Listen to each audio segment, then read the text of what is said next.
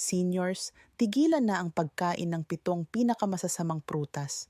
Unti-unti nitong sinisira ang lakas ng inyong mga binti. Senior meal coach ito. Kumakain ka naman ng healthy. Naglalakad ka tuwing umaga. Sinusunod mo ang bawat payo na sinasabi nila. Pero bakit parang lalong nanghihina ang mga binti mo? Bawat hakbang sa hagdan ay mas mabigat kaysa dati. Ang pagtayo mula sa upuan ay mas matagal na ngayon. Sinasabi mo sa sarili mo na normal lang ito, tanda ng pagtanda. Pero paano kung hindi? Paano kung may isang tahimik, napakaliit na bagay ang dahan-dahang kumukuha ng lakas mo araw-araw?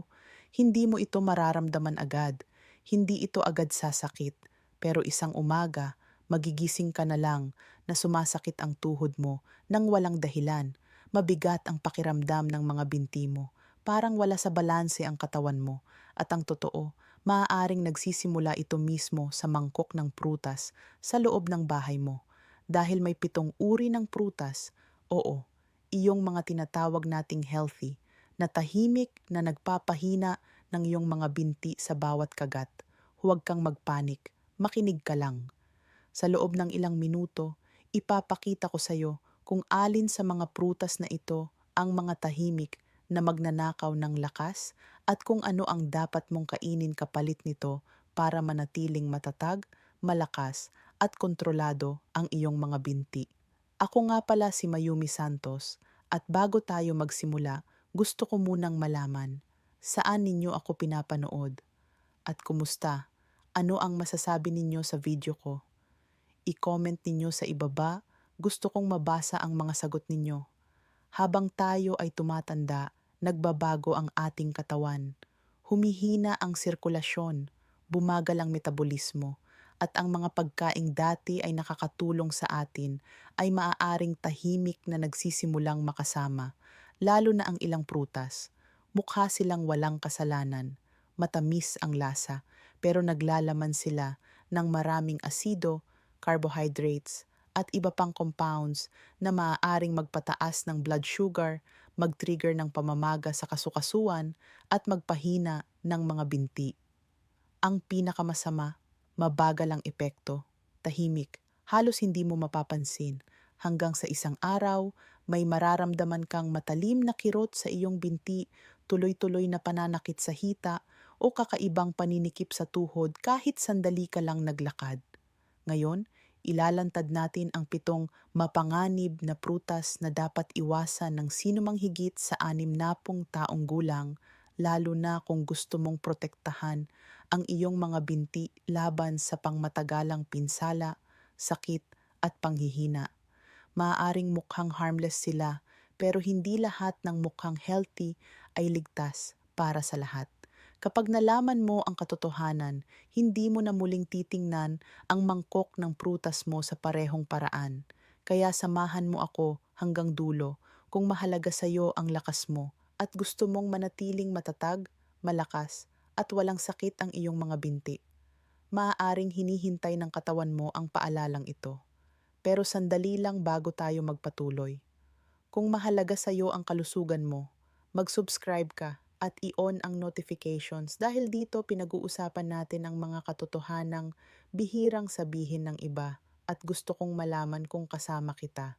Kung nakaka-relate ka sa video na ito, mag-type ka ng isa sa comments. Kung hindi naman, mag-type ka ng 0. Hindi mo alam kung gaano kahalaga ang boses mo. Simulan natin sa unang prutas sa listahan. Kilala sa pagiging anti-inflammatory, pinupuri dahil daw nakakatulong laban sa pamamaga, pero maaaring kabaligtaran ng epekto nito sa mga nakatatanda. Pag-usapan natin ang pinya.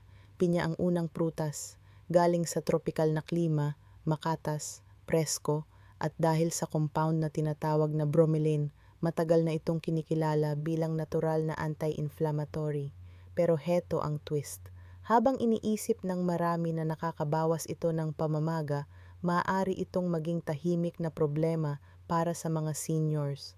Ang pinya ay may malalakas na asido at natural na asukal, at ang mga asukal na iyon ay hindi kasing inosente ng iniisip natin, lalo na kung lampas, 60 ka na. Hayaan mong ipaliwanag ko. Habang tumatanda tayo, mas nagiging marupok at sensitibo ang ating mga blood vessels.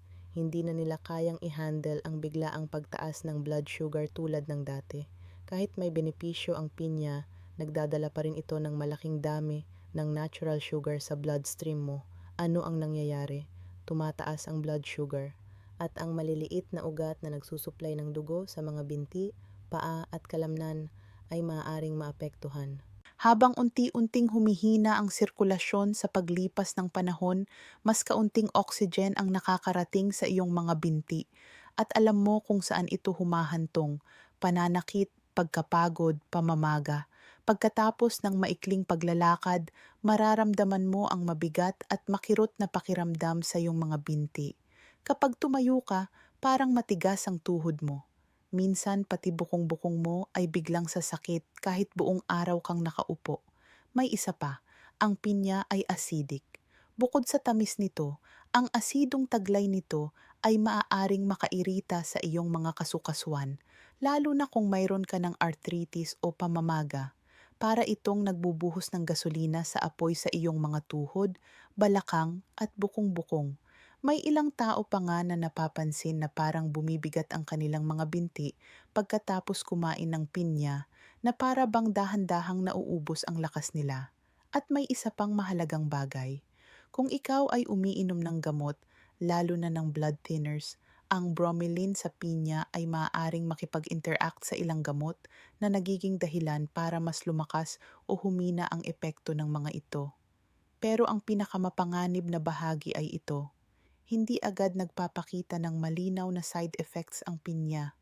Walang obvious na senyales. Walang agarang sakit. Sa halip, dahan-dahan itong kumikilos hanggang sa isang araw, mapapansin mo na hindi ka na gumagalaw tulad ng dati. Ang pinakamasakit dito, maraming seniors ang walang ideya na ang prutas na kinakain nila para sa kalusugan ay maaaring isa sa mga dahilan kung bakit taon-taon ay pakiramdam nila ay lalong humihina ang kanilang mga binti. Kaya ano ang maaari mong gawin? Hindi mo kailangang kamuhian ang pinya, pero kailangan mong maging maingat at may sapat na kaalaman, lalo na kung nakakaranas ka ng tuloy-tuloy na pananakit ng binti o hindi maipaliwanag na pamamaga. Maaaring banayad ang epekto, pero totoo ito para sa ilan. Ngayon, kung ang isang prutas na kilala sa anti-inflammatory properties tulad ng pinya ay maaaring hindi pala ganoon kaganda para sa tumatandang mga binti, paano pa kaya ang susunod? Malambot, masarap at sikat dahil sa potassium at sinasabing pampalakas ng kalamnan. Ngunit maaaring niloloko ka nito. Pag-usapan naman natin ang saging, ang pangalawang prutas. Ang saging ang nagpapanggap na tagapagpalakas ng kalamnan. Malambot, matamis at mayaman sa potassium. Maganda ang reputasyon ng saging. Sinasabi nilang nagbibigay ito ng enerhiya, nakakaiwas sa pulikat at sumusuporta sa kalamnan. Pero iba ang usapan pagdating sa mga nakatatanda. Ang saging ay mataas sa natural na asukal at mabilis ma-digest na carbohydrates. Ibig sabihin, pagkatapos mo itong kainin, mabilis ding tumataas ang blood sugar mo. At kung madalas itong mangyari, nagsisimulang maging resistant ang katawan sa insulin. Humihina ang daloy ng dugo, tumataas ang pamamaga, at ang mga binti mo ang nagdurusa. Ano ang resulta? Isang mapurol na pananakit kapag naglalakad o umaakyat ng hagdan. Pakiramdam na mabigat ang mga binti pagkatapos kumain. Paninikip ng mga binti, lalo na sa may calves. At hindi pa dyan nagtatapos. Maaaring magdulot din ang saging ng pag-retain ng mas maraming fluid sa katawan, lalo na kung may problema ka sa puso. Ito ang nagiging dahilan ng paninigas ng kasukasuan, pamamaga ng paa, at namamagang bukong-bukong. Tahimik ang epekto nito. Kinakain mo ito sa paniniwalang pinapalakas nito ang iyong kalamnan, pero sa halip, maaaring dahan-dahan nitong inuubos ang lakas mo. Ang pinakamasama, hindi mo ito agad mararamdaman. Sa paglipas ng panahon, ang madalas na pagkain ng saging ay maaaring magpahirap sa paggalaw at magpalala ng pananakit. Tingnan mo ang iyong plato ng prutas.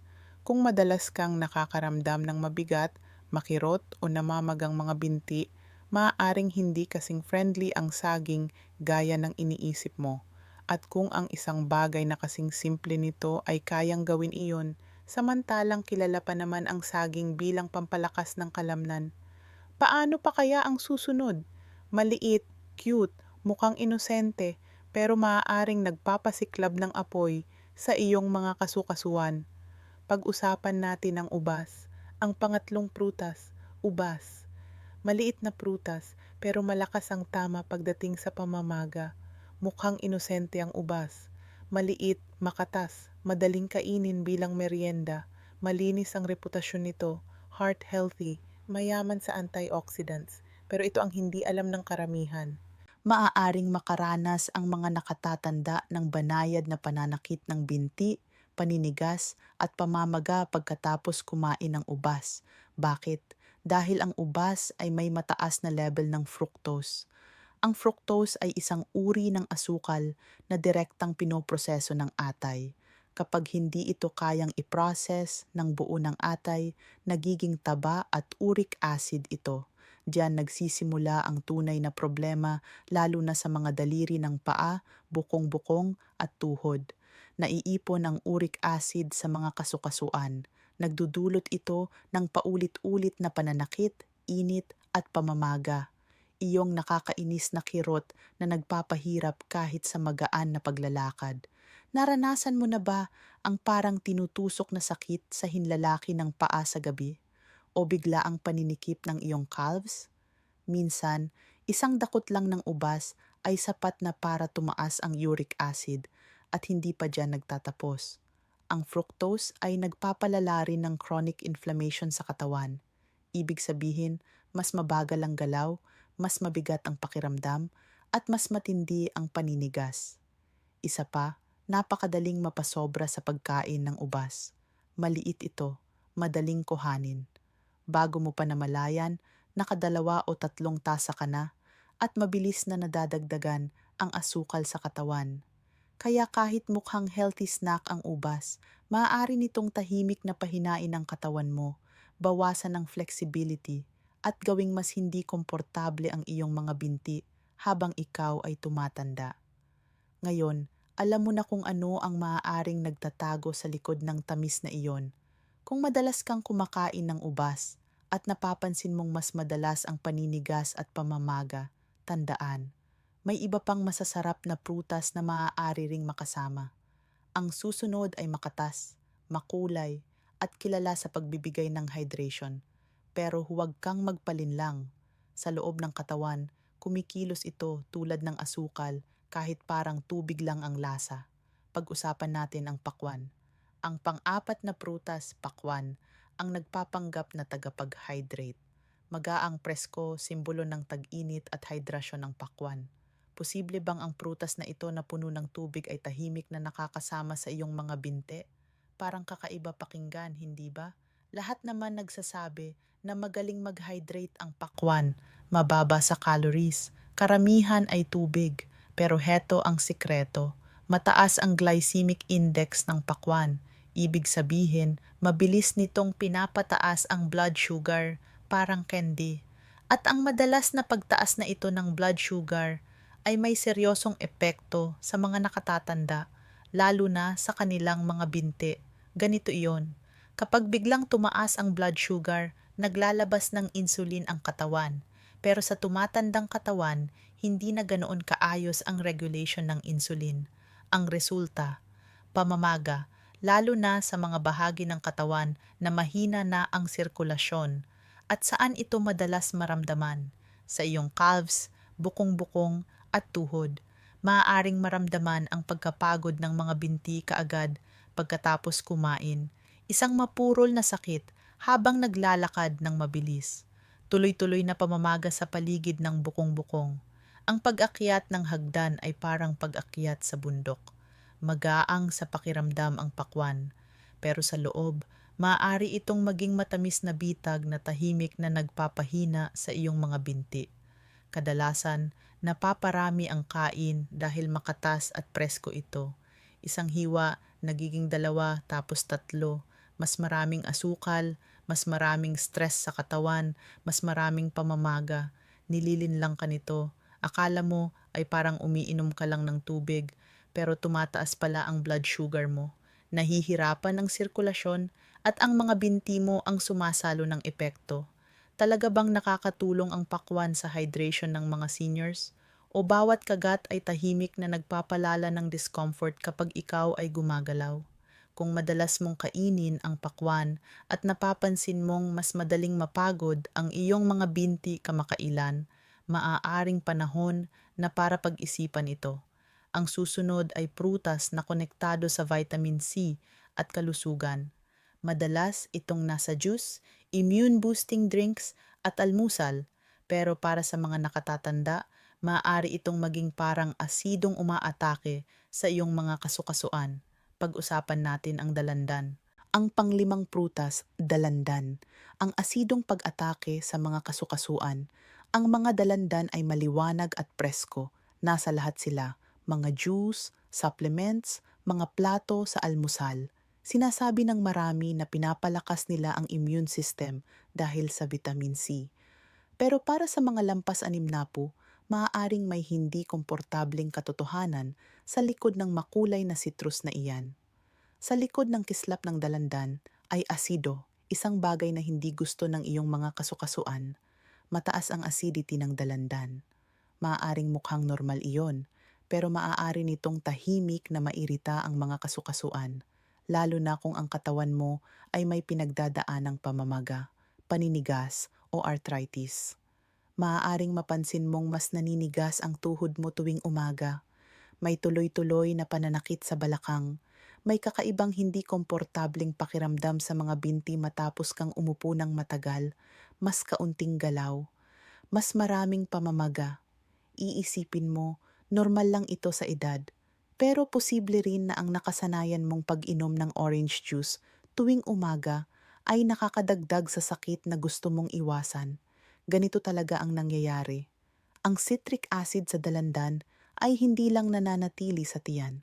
Pumapasok ito sa bloodstream at maaaring magpalala ng iritasyon sa masiselang tissue ng kasukasuan. Kapag hinaluan pa ng natural na asukal ng prutas, nagkakaroon ng pabago-bagong blood sugar levels. At ano ang resulta? Systemic inflammation. Kumakalat ang pamamaga sa iyong mga tuhod, bukong-bukong, at calves, kaya bawat hakbang ay mas mabigat at mas masakit. Maaaring hindi ito agad maramdaman ng mas bata, pero sa mas matandang katawan na may humihinang kasukasuan at mas mabagal na sirkulasyon, unti-unti itong naiipon. Ang mahirap dito, ginagawa mo ito sa paniniwalang nakakatulong ka sa sarili mo dahil matagal nang iniuugnay ang dalandan sa kalusugan. Ngayon alam mo na, maaaring hindi ito ang pinakaangkop para sa iyo. Ano naman ang susunod? Isang prutas na mukhang malinis, berde, malutong, at mas mababa raw sa asukal. Marami ang naniniwalang ito ang mas ligtas na pagpipilian. Pero may tinatago itong maaaring magdulot ng pulikat sa gabi, paninigas ng tuhod, at pananakit ng balakang. Pag-usapan natin ang berdeng mansanas. Ang pang-anim na prutas, berdeng mansanas, ang nakatagong dahilan ng pananakit ng binti. Mukha itong malutong, malinis, natural. Maraming tao, lalo na ang mga seniors, ang naniniwalang ito ang mas healthy na pagpipilian dahil hindi ito gaanong matamis, parang low sugar snack. Pero kakaunti ang nakakaalam na ang berdeng mansanas ay maaaring tahimik na magdulot ng pagkapagod, paninigas at pananakit ng mga binti. Dalawa ang pangunahing dahilan, malic acid at nakatagong natural sugars. Una, ang malic acid. Ito ang nagbibigay ng maasim na lasa sa berdeng mansanas. Maaring okay ito para sa mas batang katawan, pero maaaring maging harsh ito sa tumatandang digestion. Habang tayo ay tumatanda, mas nagiging sensitibo ang lining ng ating bituka. Kapag nasa loob na ng katawan, ang malic acid ay maaaring makairita ng mga tissue, kabilang ang mga kasukasuan. May ilang nakatatanda ang nakakaranas ng mas malinaw na pananakit sa balakang o hita pagkatapos kumain ng mansanas. Ang iba naman ay nakakaramdam ng bahagyang init sa mga paa o paninikip sa tuhod, unti-unti itong naiipon. Habang naiipon ang asido, mas madalas lumalabas ang sakit. Ngayon, tungkol naman sa asukal, kahit mas hindi ito matamis kaysa sa pulang mansanas, may natural sugar pa rin ang berdeng mansanas. Sa mga seniors na may mas mabagal na metabolismo, ang asukal na ito ay maaaring magdulot ng pagtaas at pagbaba ng blood sugar. Maaaring maranasan ang pagkapagod ng calves, pulikat sa gabi, paninigas sa umaga o panghihina kapag umaakyat ng hagdan. Ang tricky na bahagi, madalas kainin ng berdeng mansanas ng hilaw bilang merienda, minsan pa nga bago matulog. Ibig sabihin, palagi itong na-expose ang katawan sa mga sangkap nito. Mukhang malinis at wholesome ang berdeng mansanas, pero maaaring tahimik nitong pinapahirap ang paglalakad, pinatitigas ang mga kasukasuan at ginagawang mas hindi mapakali ang gabi para sa tumatandang katawan. Kung ang isang simpleng prutas ay may ganitong epekto, paano pa kaya ang isang tropikal, mayaman at sobrang tamis na prutas na minamahal ng marami? Pag-usapan natin ang tunay na sugar bomb, ang mangga. Ang pangpitong prutas, mangga. Ang pagsabog ng asukal para sa iyong mga kasukasuan. Makatas, malambot, parang candy sa tamis. Halos lahat ay gustong-gusto ito, lalo na tuwing tag-init. Pero heto ang totoo, ang mangga ay maaaring isa sa pinakamatinding prutas para sa mga nakatatanda na may mahihinang kasukasuan at pananakit ng binti. Bakit? Dahil punong-puno ito ng natural sugar. Hindi kaunti, kundi malakas na sugar punch na mabilis at matindi ang pagtaas ng blood sugar. Kung ikaw ay wala pang 30 at aktibo, kayang-kaya pa itong i-handle ng katawan mo. Pero kapag lampas 60 na, nagbabago ang metabolismo. Ang biglaang pagtaas ng asukal ay nagtitrigger ng insulin spike na sinusundan ng crash. Sa bawat pagkakataon na nangyayari ito, ang katawan ay gumagawa ng pamamaga sa loob mismo ng mga kasukasuan, lalo na sa malalambot na tissue sa paligid ng bukong-bukong, balakang at tuhod. Kung may problema ka sa nerbiyos, maaaring makaramdam ka ng parang nasusunog na pakiramdam sa mga daliri ng paa, tuloy-tuloy na pangingilig, pamamaga tuwing gabi sa paa, o mabigat na pakiramdam na gumagapang pataas sa iyong mga binti. Dahil magaang at presko ang pakiramdam ng mangga at hindi ito mukhang mabigat na pagkain, madaling maparami ang kain. Pero lalo lang nitong pinapalala ang sitwasyon, ito ang trick. Hindi mahalaga sa katawan mo kung magaang ang pakiramdam nito. Ang reaksyon ng katawan ay base sa asukal. Sa paglipas ng panahon, ang sobrang asukal ay maaaring magdulot ng pananakit ng kasukasuan, mabagal na paglalakad, at hindi matatag na mga binti. Maraming seniors ang kumakain ng mangga sa paniniwalang ito ay natural na treat. At oo, natural ito. Pero ang natural ay hindi palaging nangangahulugang ligtas para sa humihinang sirkulasyon at tumatandang kasukasuan. Ngayon, nakita mo na ang kabuuang larawan, 7 prutas na pinupuri para sa kalusugan, pero may madilim na side para sa mga lampas 60.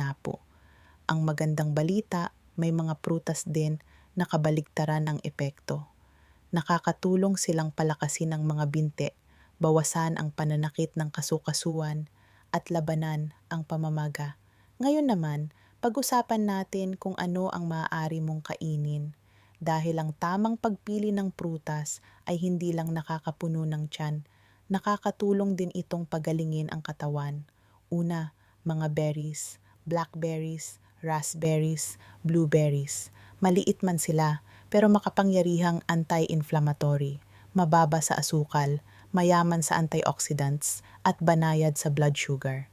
Pinakaimportante, nakakatulong silang pagandahin ang sirkulasyon, lalo na sa mga binti. Mas nakakatulong itong gumalaw ka ng mas magaan, labanan ang paninigas, at bawasan ang pamamaga. Susunod ay cherries, pero sa tamang dami lamang.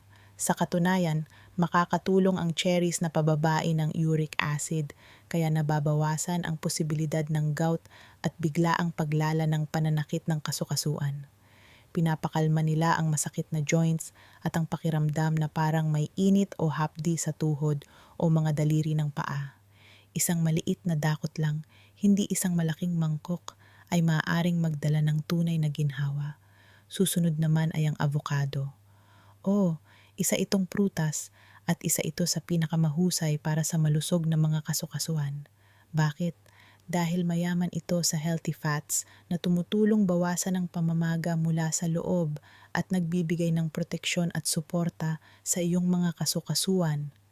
Nakakatulong din ito sa pag-regulate ng insulin, kaya nagbibigay ito ng tuloy-tuloy na enerhiya nang walang biglaang pagtaas o pagbaba ng blood sugar.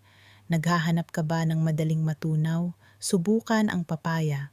Ang mga enzymes sa malambot na tropikal na prutas na ito ay tumutulong bawasan ang pamamaga at suportahan ang digestion. Banayad ito para sa tumatandang mga kasukasuan at nakapapawi rin sa tiyan. At huwag kalimutan ang peras. Mas maganda kung ipares mo ito sa kaunting fiber o protein. Ang peras ay nagbibigay ng banayad na tamis ng hindi sobra. Binibigyan nito ng enerhiya ang katawan mo nang hindi pinapabigat ang iyong mga binti. Sa halip na kumontra sa katawan mo, sinusuportahan ng mga prutas na ito ang iyong kalusugan. Hindi sila nagdudulot ng sakit.